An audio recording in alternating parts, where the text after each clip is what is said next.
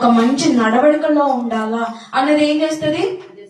ఇవాళ నువ్వు చేసే ఫ్రెండ్షిప్, సహవాసము డిసైడ్ చేస్తుంది. కాబట్టి నన్నేమనుకోకండి, ముఖ్యంగా ఆడపిల్లలు, నేను చెప్తున్నాను, ముఖ్యంగా ఆడపిల్లలు ఇవాళ చేసే ఫ్రెండ్షిప్ నీకు ఇవాళ మంచిగా అనిపించచ్చేమో కానీ ఖచ్చితంగా చెప్తున్నా, ఎక్స్పీరియన్స్ తో చెప్తున్నా, ఒక 2 సంవత్సరాల తర్వాత నేను ఎందుకు ఈ తప్పు చేశాను,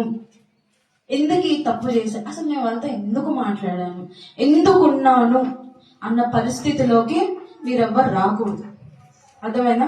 మీరెవ్వరు రాకూడదు. కాబట్టి ఏం చేయాలి? మంచి సహవాసంలో ఉండాలి. బాయ్స్ కూడా మంచి సహవాసంలో ఉండాలి. అది చాలా important. That is what me mentality, మీరు తినే ఫుడ్, మీరు ఎవరితో మాట్లాడుతున్నారు అన్నది మీ మెంటాలిటీ ఏమవుతుంది డిసైడ్ చేస్తుంది. దాని మీద ఎవరు కంట్రోల్ ఉండాలి?